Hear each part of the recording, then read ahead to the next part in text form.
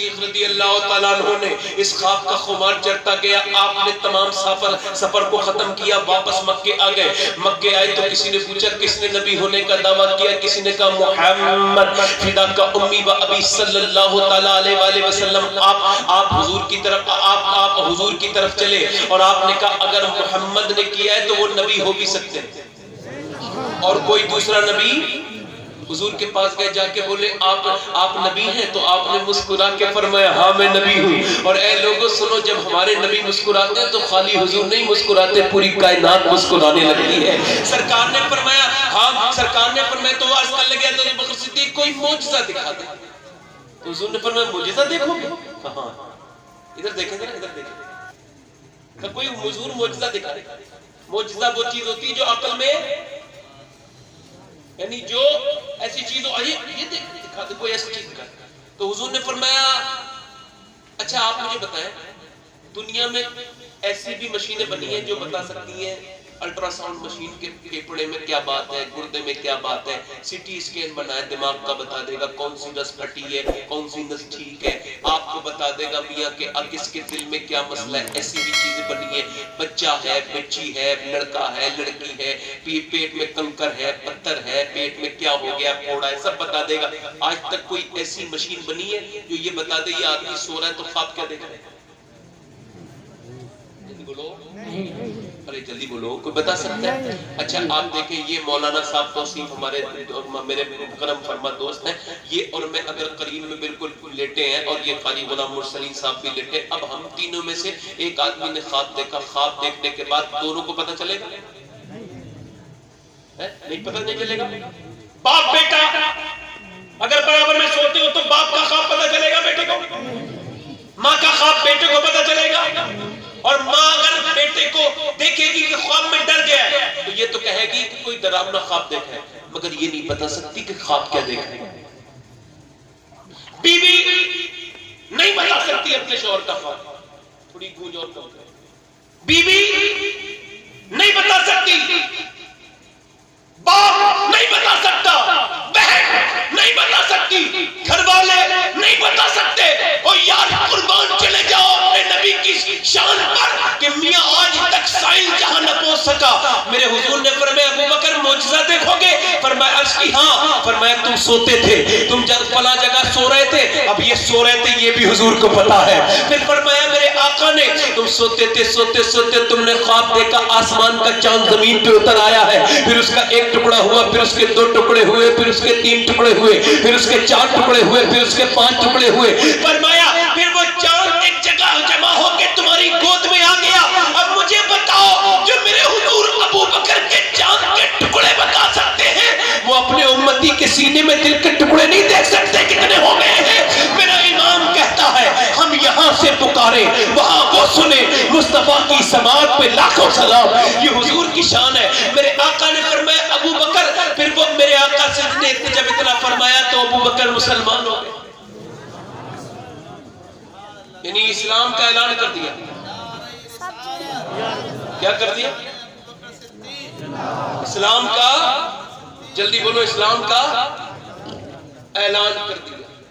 اور پھر سب سے پہلے کھڑے ہوئے مردوں میں, عورتوں میں سیدہ خدیجہ الکبریٰ, بچوں میں حضرت علی, اور مردوں میں سب سے پہلے حضرت ابو بکر صدیق. اور معلوم ہے ابو بکر صدیق اسلام لانے کے بعد کیا کرتے ہیں؟ یہ بھی ذرا سن لو.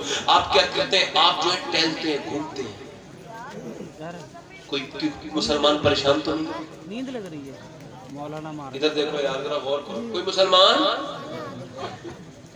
آپ فرماتے ہیں ایک مرتبہ میں ٹہل رہا تھا مکے میں, چلتے چلتے جب ایک محلے میں پہنچا تو میں نے دیکھا ایک بوڑھی عورت. ان کی ہون والی ہے. کیسی عورت؟ بوڑھی عورت. اس کا نام شاید گاڑی کیسے چلے گی. وہ کہتے ہیں اس عورت کی 5-6 کفار مکہ نے گردن پکڑ لی ہے اور پھر پانی میں دبا دیا. اے بیٹے ذرا دھیان سے, کیا کر رہے ہیں؟ پانی میں دبا دیا.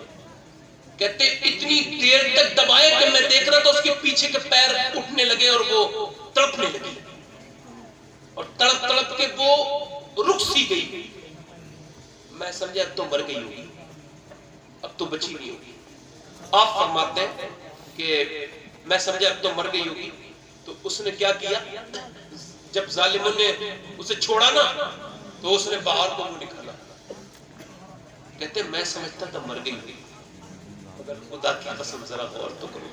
حضرت ابوبکر صدیق کہتے ہیں کئی منٹ, کہتے ہیں اتنا تو میں جوان تھا, میرا تک سانس نہیں تھا. وہ تو بوڑھی عورت تھی, 70-80 سال کی عورت ہوگی, مگر میں نے دیکھا اسے اتنی دیر تک کہ جوان کیا کوئی بھی اتنا برداشت نہیں کر سکتا. میں جب سوچا باہر کو نکلے گی لاش نکلی ہوگی, مگر جیسے وہ باہر کو نکلی اس نے اپنا منہ ادھر ادھر ہلایا اور پانی چھاڑا اور پھر ہلکا سا منہ سے پانی تھوکا اور پھر بولی احد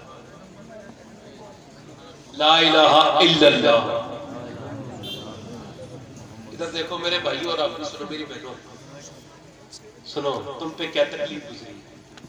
تو مسلمان عورتیں کوئی ایسے مسلمان عورتوں نے کوئی پیچھے نہیں رہی ہے.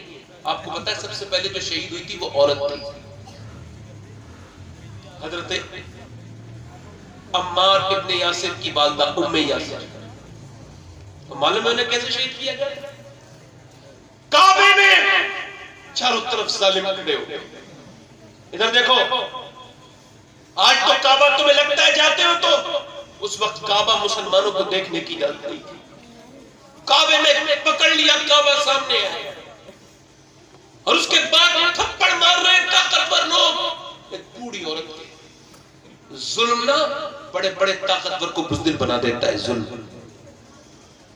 ایسا تھپڑ مارتا ہے ابو جہل, کہتا عورت چھوڑ دے اسلام. وہ عورت کہتی تھی نہیں نہیں, آمنہ کا جو بیٹا ہے نا اس کی صورت میرے دل میں اتر گئی ہے, اب نہیں چھوڑوں گی. کہنے لگا عورت تجھ پہ کئی دن سے مار توڑ کر رہے تو بدلتی نہیں. کہنے لگی او ابو جہل کیا کروں, دل پہ لکھ گیا ہے یہ نام. ابو جہل نے معلوم ہے کیا کیا, ظالم نے نیزہ اٹھایا اور نیزہ اٹھانے کے بعد ایک صحابیہ کے سینے میں نیزہ کر دیا. اور جب وہ آر پار ہوا تو کعبے کی طرف کو دیکھ کے مسکرائی. یہ تھا کردار اسلام میں. عورت بیٹا ادھر کھڑا تھا عمار ابن یاسر, ادھر شوہر کھڑا تھا.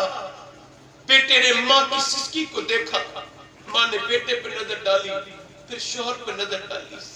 نیزہ دل میں چبھا تھا مگر کعبے کی طرف دیکھ کے وہ کہا اے کعبے کے رب آج میں کامیاب ہو گئی. خون نکلا تو پورا اس عورت کا خون مکے کی زمین پر جب گرا, یہ پہلا خون تھا جو اسلام کے لیے بہا. میری بہنوں یہ کسی مرد کا نہیں تھا, ایک عورت کا. حضرت ابوبکر کہتے ہیں جب وہ عورت اٹھی اس کے بعد پھر اس کی گردن دبا کے پانی میں ڈال دی. پھر وہ جو ہے وہ اپنے آپ کو چھڑانے کی کوشش کرتی رہی, پھر اس کا دم گھٹتا رہا, پھر اس کی سانسیں رکتی رہی, پھر اس نے اس کا چہرہ جو ہٹا دیا. اس کے بعد کہتے ہیں اس کے بعد وہ بے ہوش ہو گئی تو اسے پھینک دیا. اس کے بعد اس کی جوان بیٹی کو پکڑا, اس کے بالوں سے پکڑا.